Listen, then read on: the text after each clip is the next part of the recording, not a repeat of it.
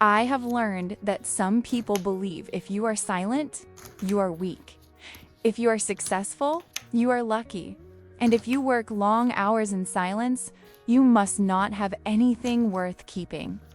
My sister, Natalie, and her husband, Mike, fell into this precise delusion. My name is Jessica, and for 7 years, I have worked as a senior vice president of corporate acquisition for a major multinational investment firm.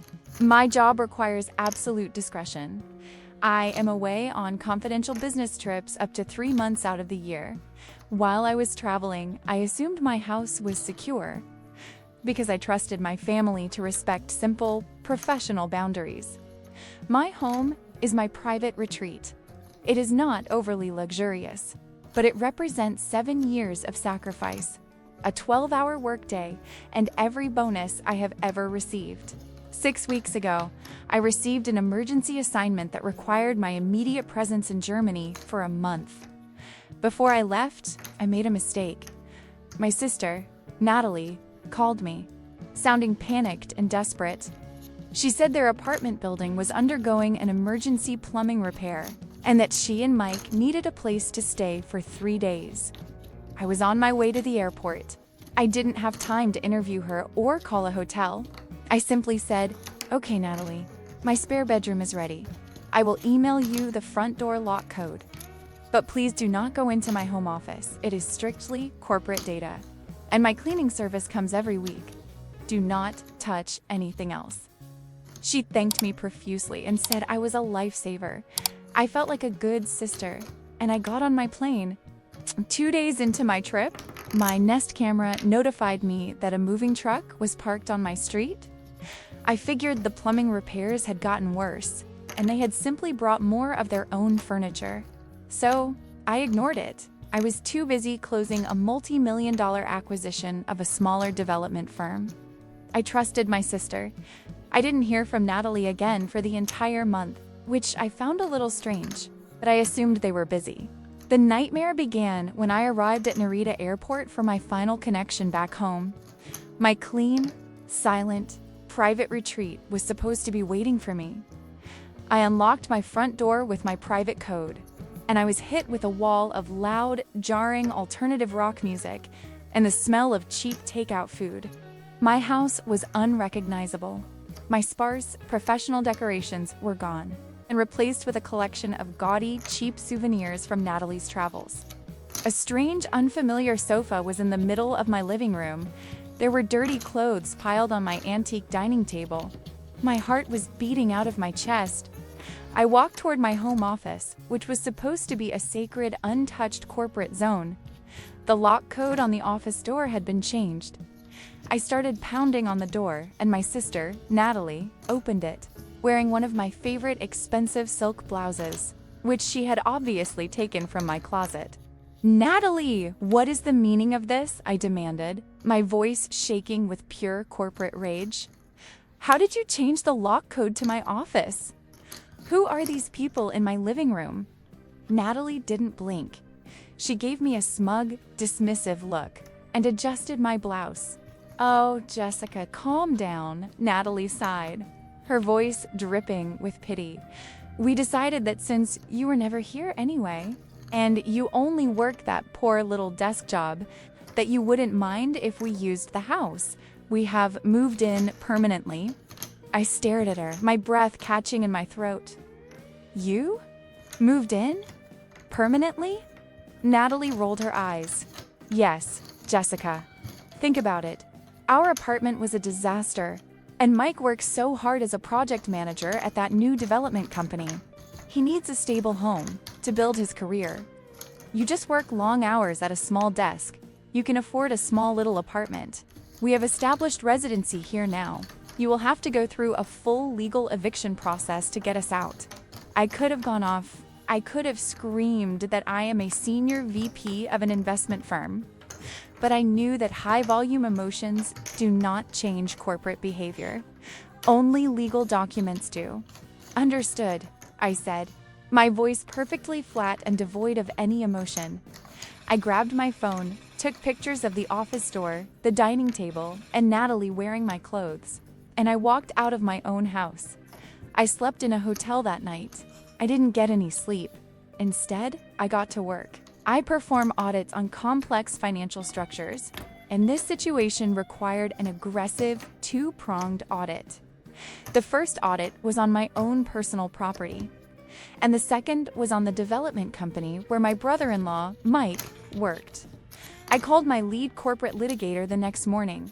"Draft an emergency injunction for residential trespass," I told him, "and have a team ready to perform a full inventory audit on the physical contents of the house at Lot 311. I am reporting Natalie and Mike to the Sheriff's Department for unauthorized entry and possession of property." Then came the second audit, which was a strategic move I had been preparing for weeks. I had just closed the acquisition of a development firm. It was the exact firm where my brother-in-law Mike was a project manager. I was now his boss, but not just his boss. I was his final financial auditor. I had authorized a routine audit of their financial logs. What I found made my day. Mike had been performing small, unauthorized expense transfers and creating fraudulent supply invoices for several months. He thought nobody would notice. I flagged his account, but I didn't report it immediately. I wanted to wait until Natalie realized her delusion was about to collapse.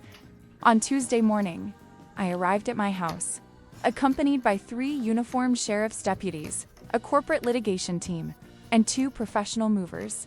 The front door opened, and Natalie looked at the sheriff's deputies with confusion. Then her eyes met mine, and she smirked. "Oh, Jessica, still trying to scare me? I have been checking the mail. You haven't even started the eviction process." I smiled. A cold, calculated smile. "Natalie, you were right about the legal eviction process, but you made one small mistake in your calculation. A full eviction process is only required for a legal tenant, and a legal tenant provides financial consideration for their residency. You have not paid rent, a security deposit, or a single utility bill in 30 days. Under Section 12, Paragraph B of the Property Code, you are not a tenant, you are a trespasser." The lead deputy stepped forward. "Miss Natalie, this is a court-ordered emergency trespass injunction. You, your husband, and all your personal possessions have exactly 15 minutes to vacate the premises, or you will be arrested for residential trespass." Natalie's smug look evaporated. She started screaming about how I couldn't do this to family, and how she had established residency, but the legal documents were uncurable. She realized her delusion was collapsing. "We don't have anywhere to go," she sobbed. "I will have to call Mike.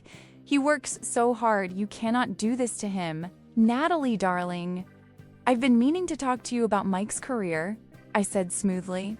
"I just closed the acquisition of his company. I am now his ultimate supervisor.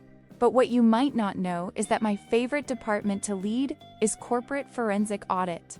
Natalie stared at me, her eyes wide with fear. "Auditor? But I thought you just had a little desk job?" "I am a senior VP of corporate acquisition," I replied, keeping my tone perfectly professional, "and I have authorized a review of Mike's expense logs.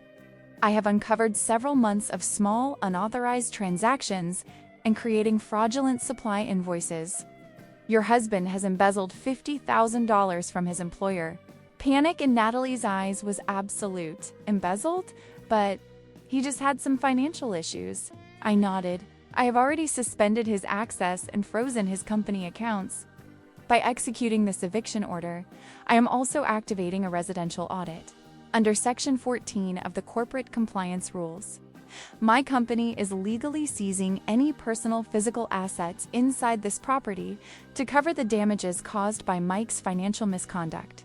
The sheriff's deputies stood by as my moving crew began carrying the strange sofa, the cheap souvenirs, and Natalie's boxes of clothes out of my house.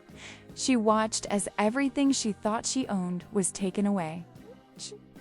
She started sobbing that I was ruining their lives and that I couldn't abandon family. I looked at the woman who had tormented me for years, the woman who had thrown my clothes out of my own home. "I am sorry, Natalie," I said calmly. I don't have the drive for business, remember? I would just go back to my sad little apartment, but it seems I'm going to have a house, and you are going to need a good criminal defense attorney. Good luck. I suggest families should support family. Maybe you can sleep on Mike's parents' couch. I turned my back and walked into my own home. I closed the door and changed the locks on my coat immediately. By the next morning, Mike's assets were frozen, and his reputation in the corporate development sector was uncurable. Natalie had to move back to their parents' home, completely humiliated and buried in her husband's debt. As for me, I slept in my own bed, and I celebrated the fact that the absolute best revenge is a legally executed commercial audit and an emergency trespass injunction. Numbers never lie. People lie every single day.